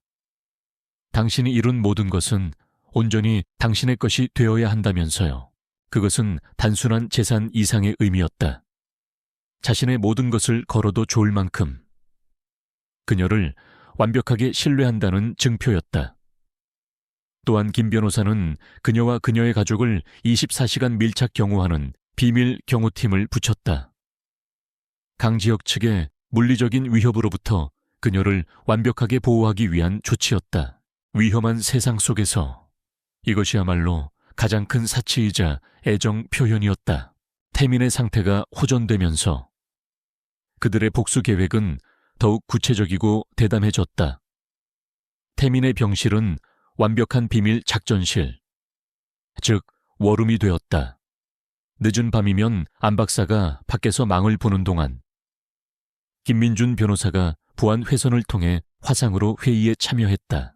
강지혁은 자금난에 시달리자 결국 윤상현 부회장님을 비롯한 원로 임원들을 몰아내고 이사회를 장악하려 하고 있습니다. 임시 주주총회를 소집할 명분을 찾고 있어요. 김 변호사의 보고에 태민이 쉰 목소리로 말했다. 그놈이 노리는 건 할아버지께서 남기신 재단 자금일 거야. 공익재단이라 지금까지는 손대지 못했지만 이사회를 장악하면 정관을 바꿔서라도 자금을 빼돌릴 놈이지. 태민은 누구보다 자신의 적을 잘 알고 있었다. 우리가 먼저 움직여야 해. 그놈이 주주총회를 열기 전에. 우리가 먼저 판을 뒤집어야지. 그들의 최종 계획이 수립되기 시작했다. 그것은 세 갈래로 진행되는 입체적인 작전이었다. 첫째, 유진은 블랙아울 캐피탈을 이용해 강지혁의 돈줄을 계속해서 압박하는 동시에 우호 지분을 가진 소액 주주들을 규합하여 의결권을 확보한다. 둘째, 김민준 변호사는 사고의 결정적 증거인 브레이크 조작의 증거를 바탕으로 사고를 실행에 옮긴 트럭 운전사와 정비사를 찾아내 그들의 자백을 받아낸다. 셋째, 태민은 자신의 기억과 정보를 바탕으로 강지혁의 내부 조력자들을 역으로 이용해 거짓 정보를 흘리고 그를 완벽한 함정으로 유인한다. 작전의 최종 목표는 강지혁이 자신의 승리를 확신하는 가장 결정적인 순간, 바로 그가 소집한 주주총회 현장에 강태민이 기적처럼 등장하여 모든 진실을 폭로하는 것이었다. 계획을 세우는 밤은 길고 치열했다. 모든 것이 순조롭게 진행되는 듯했지만 유진의 마음 한구석에는 불안감이 남아있었다. 그녀는 재활치료가 끝난 늦은 밤, 잠든 태민의 곁을 지키고 있었다. 고된 재활과 복잡한 계획 수립으로 그 역시 지쳐 보였다. 무서워요. 유진은 저도 모르게 혼잣말을 내뱉었다. 만약 계획이 실패하면 어떡하죠? 우리가 모든 것을 잃게 되면 그때. 잠든 줄 알았던 태민이 조용히 눈을 떴다. 그는 아직 움직임이 자유롭지 않은 손을 힘겹게 들어 유진의 뺨에 흐르는 눈물 한 줄기를 닦아주었다. 내가 있잖소. 그의 목소리는 작았지만 그 안에 담긴 힘은 결코 작지 않았다. 내가 당신을 지킬 거요. 무슨 일이 있어도. 그 순간 그들은 더 이상 복수를 위한 동지가 아니었다. 지옥 같은 현실 속에서 서로의 유일한 구원이자 버팀목이 되어주는 그 이상의 존재가 되어 있었다. 며칠 후 김민준 변호사로부터 기다리던 연락이 왔다. 찾았습니다. 브레이크를 조작했던 정비사. 필리핀으로 도피하려던 걸 직전에 붙잡았습니다. 모든 것을 자백하더군요. 강지혁에게서 직접 돈을 받았다고 결정적인 퍼즐 조각이 맞춰졌다. 태민은 유진의 손을 잡았다. 그의 눈빛은 그 어느 때보다 강렬하게 타오르고 있었다. 이제 시작합시다. 그물에 걸린 고기를 끌어올릴 시간이야. 선우그룹 본사. 회장 대행실 안은 폭풍이 휩쓸고 간 듯했다. 최고급 원목으로 만들어진 책상 위 서류들은 난장판으로 흩어져 있었고 바닥에는 깨진 크리스탈 잿더리, 조각이 위태롭게 널려 있었다. 블랙 아울 캐피탈, 대체 어디서 굴러먹던 놈들이야. 강지혁은 넥타이를 거칠게 풀어헤치며 으르렁거렸다. 불과 몇 주 만에 모든 것이 꼬이고 있었다. 정체불명의 외국계 투자회사가 귀신처럼 나타나 자신이 추진하던 모든 사업에 관련 주식을 공매도로 박살내고 있었다. 설상가상으로. 그와 때를 맞춘 듯 언론에서는 선우중공업의 납품 비리 의혹을 집요하게 파고들기 시작했다. 기사의 내용은 교묘하게 핵심을 비껴가고 있었지만 대성스틸이라는 이름이 암시적으로 거론될 때마다 그의 심장은 철렁 내려앉았다. 누군가 자신을 겨냥하고 있었다. 보이지 않는 곳에서. 거대한 그물이 자신을 옥죄어 오고 있었다. 불안감과 분노의 이성을 잃어가던 그는 결국 최악의 수를 두기로 결심했다. 이사회를 열어 자신의 권력을 재확인하고 반대파를 숙청한 뒤 어떻게든 자금을 확보하는 것. 그렇게 긴급 이사회가 소집되었다. 회의실의 공기는 얼음장처럼 차가웠다. 강지혁은 이사회에 참석한 이사들을 매서운 눈으로 훑어보았다. 윤상현 부회장을 필두로 한 태민의 사람들은 굳은 표정으로 앉아 있었고 중립을 지키던 이사들은 불안한 기색을 감추지 못했다. 상황이 어렵다는 건 모두가 아실 겁니다. 지금 우리에게는 과감한 결단이 필요합니다. 다시 한번 제안합니다. 차세대 반도체 사업부를 매각해 유동성을 확보하고 위기를 정면 돌파해야 합니다. 강지혁의 목소리가 회의실을 울렸다. 그는 지난 몇 주간 물밑 작업을 통해 몇몇 이사들을 자신의 편으로 끌어들인 상태였다. 이번에야말로 자신의 뜻을 관철시킬 수 있으리라 확신했다. 이에 있는 분 없으면 표결에 붙이도록. 바로 그 순간이었다. 쾅 하는 소리와 함께 굳게 닫혀있던 회의실 문이 활짝 열렸다. 모든 이사들의 시선이 문 쪽으로 쏠렸다. 그리고 그들은 자신의 눈을 의심해야만 했다. 그곳에는 한유진이 서 있었다. 하지만 그들은 알던 한유진이 아니었다. 남편 병수발이나 드는 유약하고 순종적인 여자가 아니었다. 날렵한 라인의 검은색 파워 수트를 입은 그녀는 머리를 단정하게 묶어 올린 채 냉철하고 자신감 넘치는 모습으로 서 있었다. 그 어떤 위압감에도 흔들리지 않는 고고한 여왕처럼 그녀의 뒤에는 김민준 변호사와 그의 팀이 굳건하게 버티고 있었다. 가장 큰 충격을 받은 것은 강지혁이었다. 네가 여긴 어쩐 일이야. 여긴 부엌이 아니야. 형수님, 당장 나가지 못해. 그가 이성을 잃고 소리쳤지만 유진은 눈 하나 깜짝하지 않았다.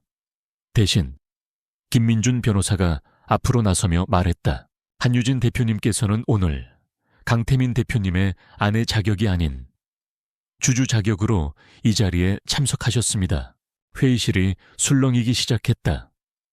김 변호사는 폭탄을 터뜨리듯 말을 이었다. 한유진 대표님은 J&K 컨설팅의 대주주이자 최근 선우그룹의 주식을 대량 매입한 블랙아울 캐피탈의 CEO이십니다. 두 회사가 보유한 지분을 합치면 총 15%가 넘습니다.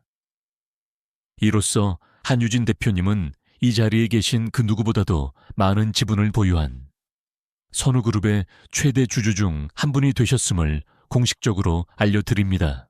좌중은 그야말로 아수라장이 되었다.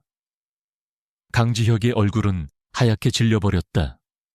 양처럼 순한 줄만 알았던 어린 양이 사실은 자신의 목을 물어뜯기 위해 나타난 굶주린 늑대였다.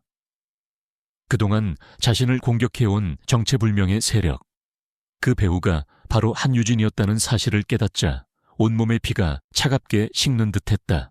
유진은 천천히 회의실 안으로 걸어 들어왔다. 그녀의 또각거리는 구두 소리가 강지혁에게는 사형 선고처럼 들렸다. 그녀는 비어있던 상석, 강태민의 자리에 가서 멈춰 섰다. 강지혁 전무님, 얼음처럼 차가운 그녀의 목소리에 소란스럽던 회의실이 순간 조용해졌다. 반도체 사업부 매각에 반대합니다. 유진은 준비해온 자료를 스크린에 띄웠다. 그 안에는 그녀와 태민이 밤을 새워 분석한 반도체 사업의 미래 가치와 성장 가능성에 대한 데이터가 가득했다. 그녀는 막힘없는 목소리로 강지혁의 주장이 얼마나 근시안적이고 무책임한지를 논리적으로 반박해 나갔다. 이사들은 그녀의 전문적이고 예리한 분석에 압도당했다.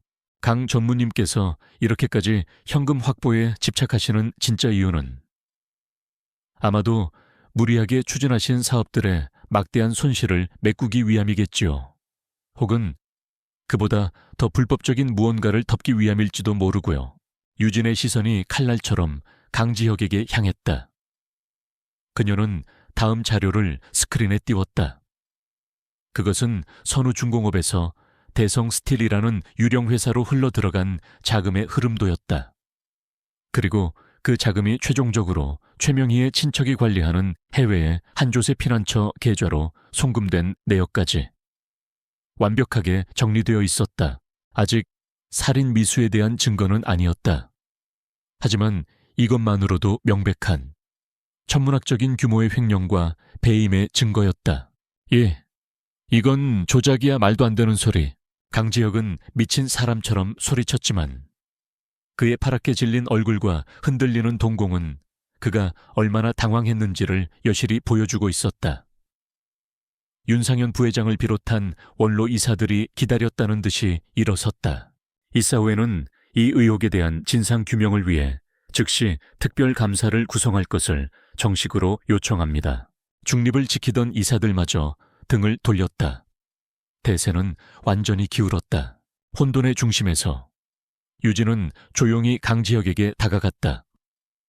그리고 그에게만 들릴 정도로 나지막이 속삭였다. 이건 시작일 뿐이야. 강지혁, 그녀의 눈빛은 불꽃처럼 뜨겁지도 얼음처럼 차갑지도 않았다. 그 안에는 아무런 감정도 없는 텅 빈 심연만이 존재했다. 네온 내 남편의 모든 것을 빼앗아갔지. 난 그저 빚을 받으러 온 것뿐이야. 그 순간 강지혁은 깨달았다. 그녀가 모든 것을 알고 있다는 것을. 공포가 그의 척추를 타고 온몸으로 퍼져나갔다.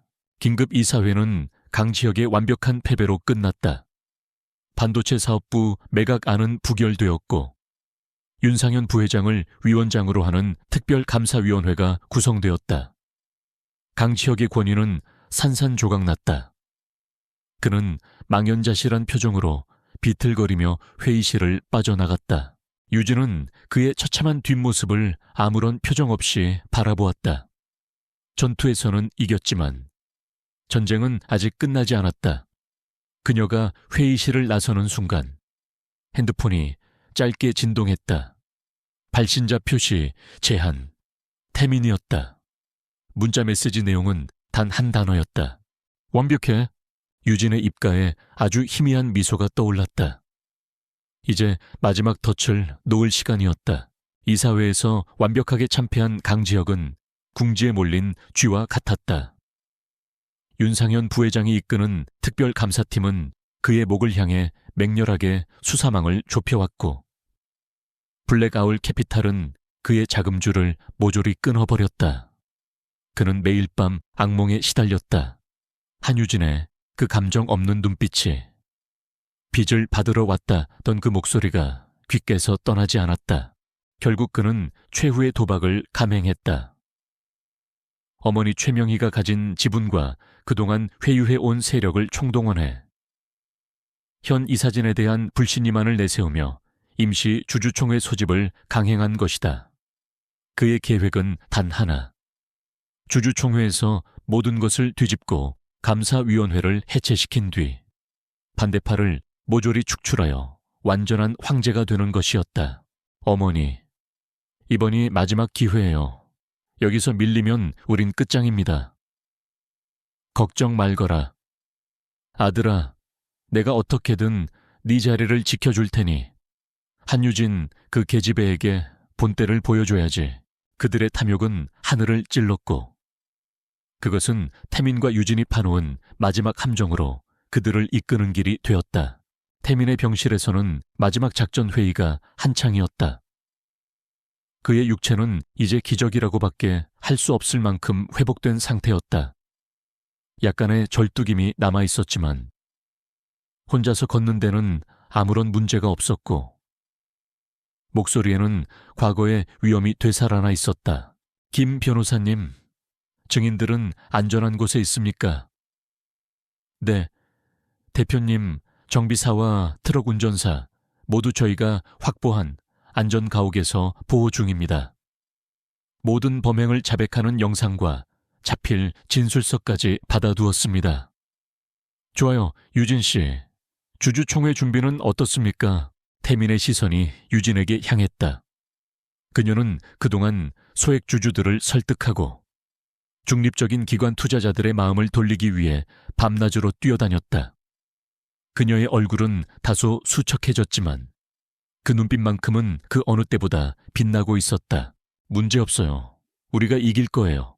그녀의 목소리에는 강한 확신이 담겨 있었다. 그들은 이제 서로의 눈빛만 봐도 마음을 읽을 수 있었다. 결전의 날이 밝았다.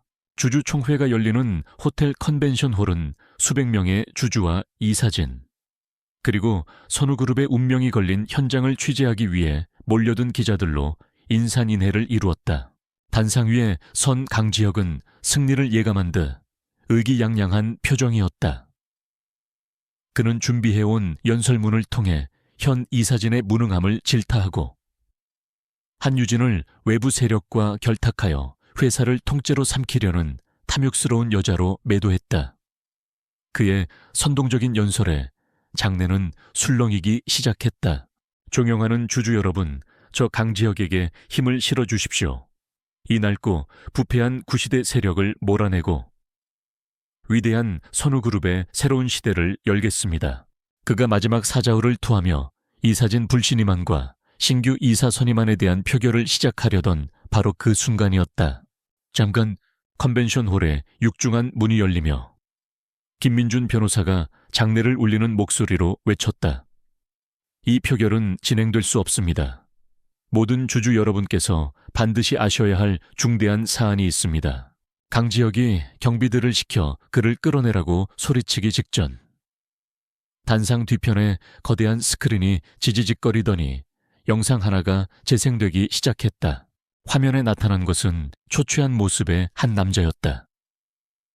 1년 전 태민의 차를 정비했던 바로 그 정비사였다. 강지혁 전무가 직접 저를 찾아왔습니다. 큰 돈을 주겠다며.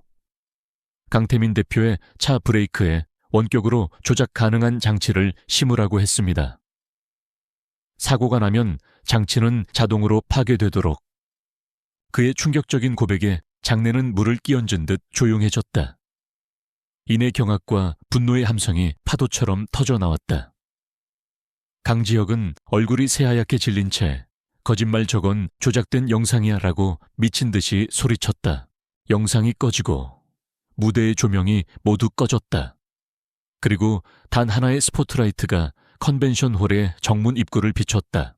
모든 사람의 시선이 그곳으로 향했다. 입구에는 한 남자의 실루엣이 서 있었다. 그는 천천히, 그러나 망설임 없이 앞으로 걸어 나오기 시작했다. 약간 다리를 저는 걸음이었지만 그에게서 뿜어져 나오는 압도적인 기세는 장내의 모든 소음을 잠재웠다.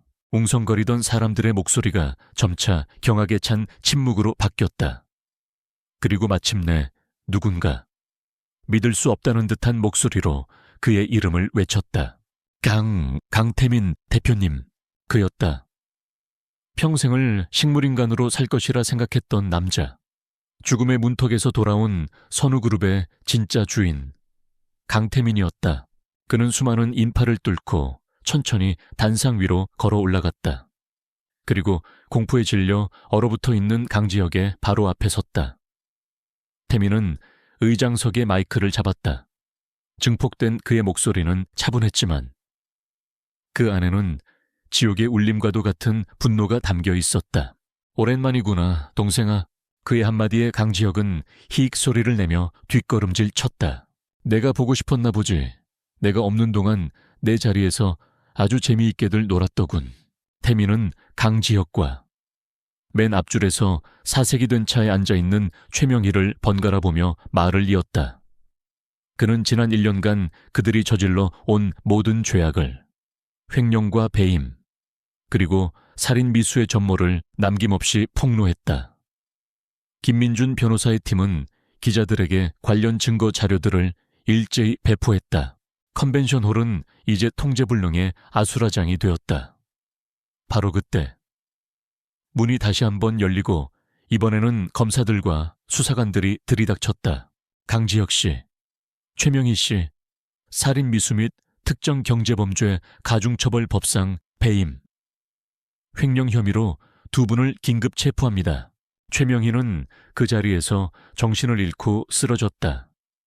강지혁은 마지막 발악처럼 도망치려 했지만 건장한 수사관들에게 붙잡혀 무력하게 수갑이 채워졌다.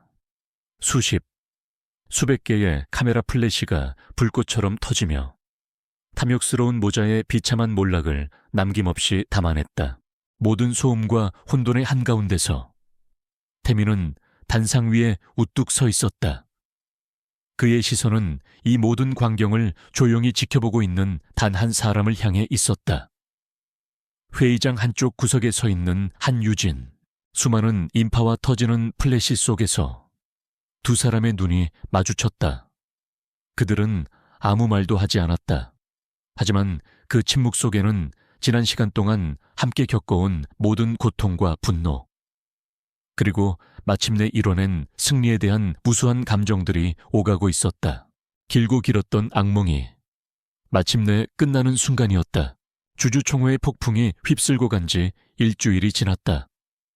세상은 온통 선우그룹의 이야기로 떠들썩했다.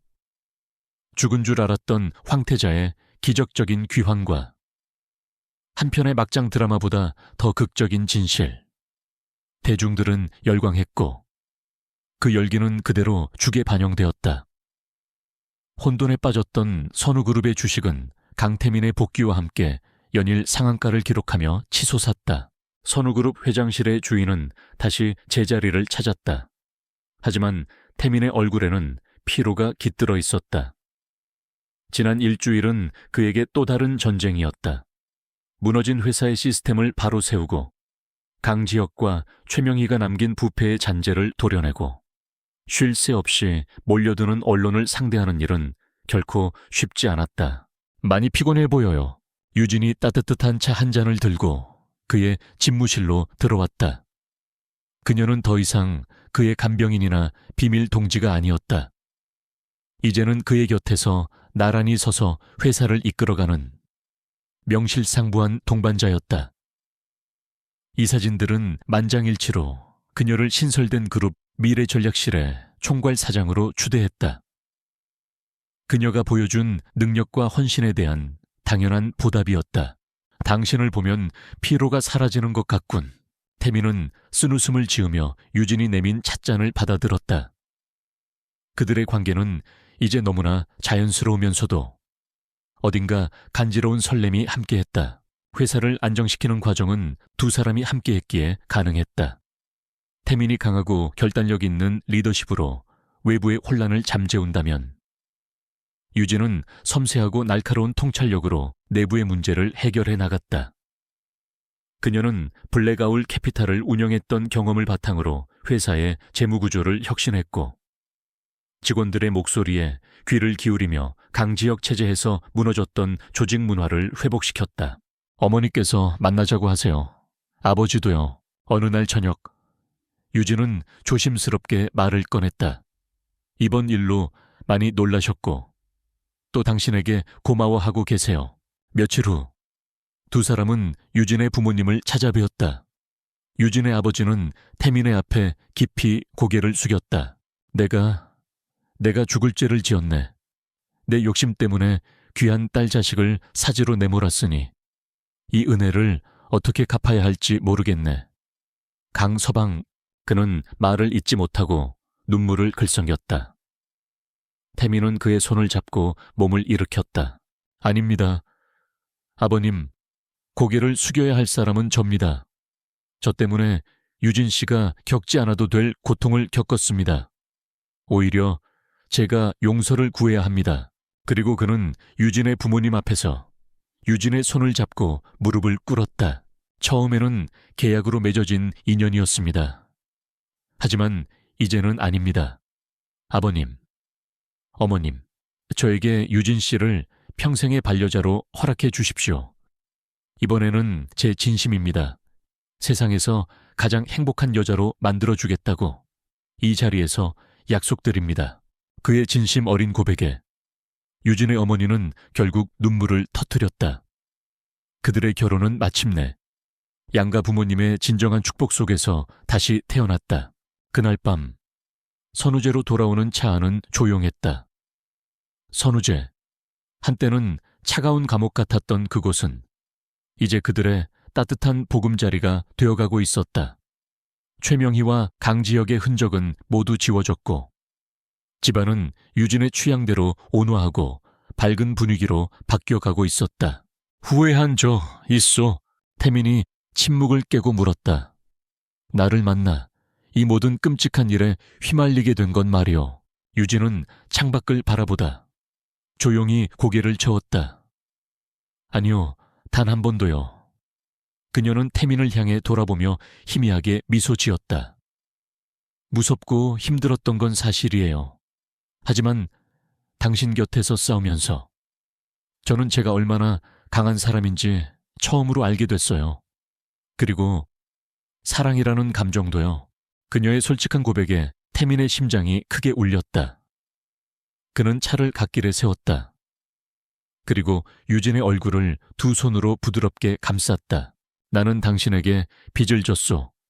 내 목숨과 내 인생 전부를, 이 빚을 어떻게 갚아야 할지 남은 평생을 고민해야겠지. 그는 유진을 총애하는 새로운 방법을 찾아냈다. 그것은 더 이상 권력이나 부를 주는 것이 아니었다. 바쁜 시간을 쪼개 그녀와 함께 저녁을 먹는 것. 그녀가 좋아하는 꽃을 집안 가득 채워놓는 것. 회사의 중요한 문제를 결정할 때 반드시 그녀의 의견을 구하고 존중하는 것.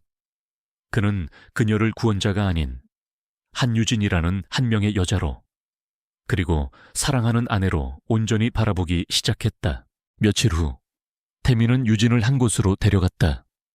서울 시내가 한눈에 내려다 보이는 남산의 한적한 곳이었다. 어머니와 함께 자주 오던 곳이요. 힘들 때마다 이곳에서 서울의 야경을 보며 다시 일어설 힘을 얻곤 했지. 그는 그곳에서 자신의 가장 내밀한 공간으로 그녀를 초대한 것이었다. 그는 주머니에서 작은 벨벳 상자를 꺼냈다.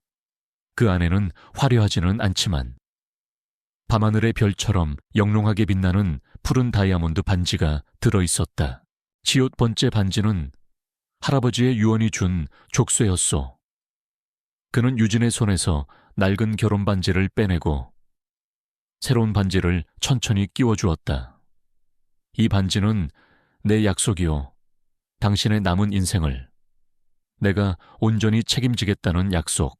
태민은 그녀의 손등에 입을 맞추고 그녀의 눈을 깊이 바라보았다.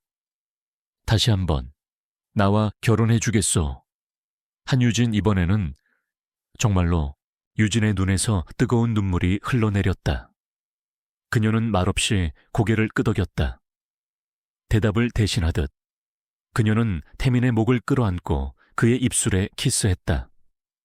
도시의 불빛이 별처럼 쏟아지는 밤.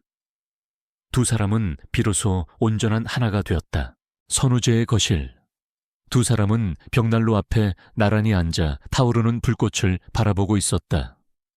집안에는 은은한 음악과 장작 타는 소리만이 가득했다. 길었던 폭풍은 지나갔고 그들에게는 상처를 치유하고 새로운 삶을 가꾸어 나갈 시간만이 남아있었다. 그들은 더 이상 복수의 동맹도 위기의 생존자도 아니었다. 서로의 가장 깊은 어둠 속에서 만나 마침내 빛을 찾아낸 운명의 동반자였다. 1년 후 햇살이 쏟아지는 싱그러운 5월의 정원.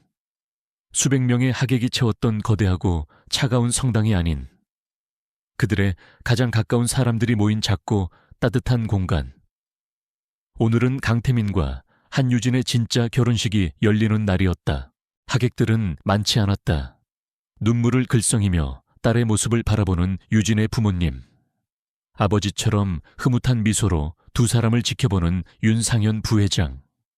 평소의 냉철함은 온데간데 없이 부드러운 표정의 김민준 변호사와 안 박사.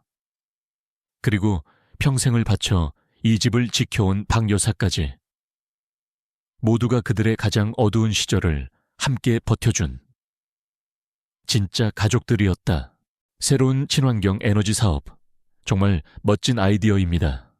사장님, 회장님께서도 사장님의 비전에 전적인 신뢰를 보내고 계십니다. 윤 부회장이 진심 어린 존경을 담아 유진에게 말했다.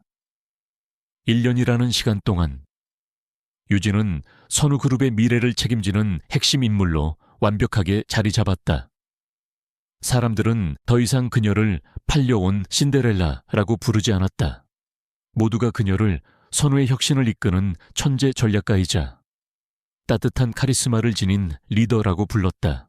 과찬이세요. 부회장님, 모두가 함께 이룬 성과인걸요. 유진은 겸손하게 웃었다. 자신감 넘치면서도 교만하지 않은 그녀의 모습은 햇살 아래 더욱 눈부시게 빛났다. 저 멀리 태민이 유진의 아버지와 어깨동무를 하며 환하게 웃고 있었다.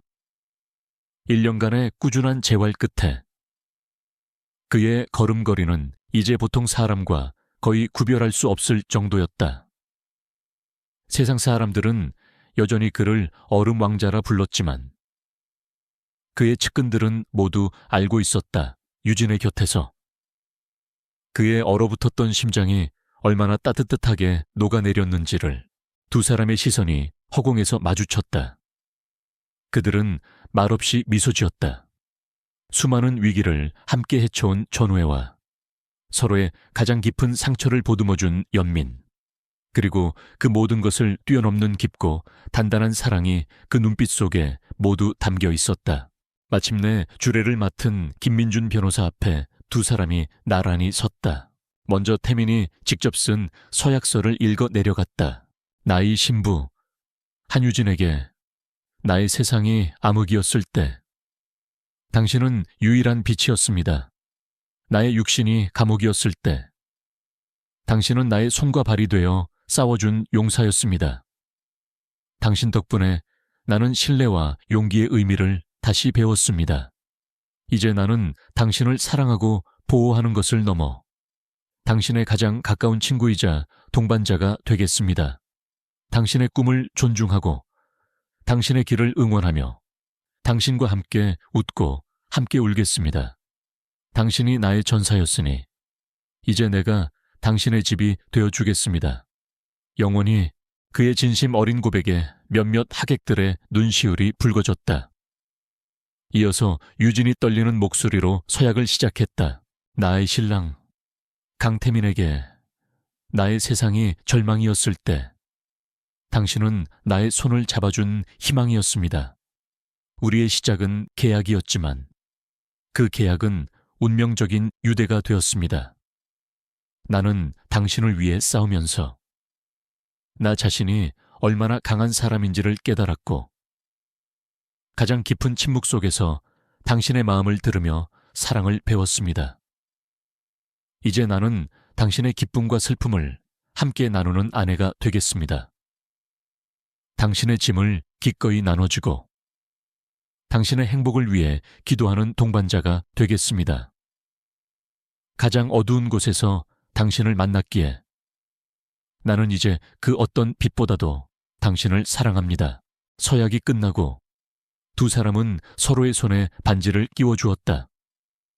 그들의 입맞춤은 첫 번째 결혼식처럼 텅 빈 의식이 아니었다. 서로의 영혼을 확인하는 깊고도 성스러운 약속이었다. 하객들의 따뜻한 박수갈채가 정원을 가득 메웠다. 해가 저물어가는 저녁, 두 사람은 정원이 내려다 보이는 테라스에 나란히 서서 노을을 바라보고 있었다. 우리가 만든 재단. 이름은 정했소. 태민이 유진의 어깨를 감싸 안으며 물었다. 그들은 강건혁 선대 회장의 이름으로 억울한 일을 당한 사회적 약자들을 돕는 공익재단을 설립하기로 약속했었다. 네, 선우진 재단. 어때요? 선우와 유진 마리오. 네, 할아버님의 유지를 잇는 동시에 당신과 나의 시작을 기억하고 싶었어요. 우리에게 가장 중요했던 두 사람의 이름이니까요. 태민은 그녀의 이마에 부드럽게 입을 맞추었다. 그녀가 당했던 조롱과 멸시는 이제 아득한 과거의 일이 되었다. 식물인간이라 불렸던 남편은 이제 그녀의 곁에서 미래를 약속하고 있었다.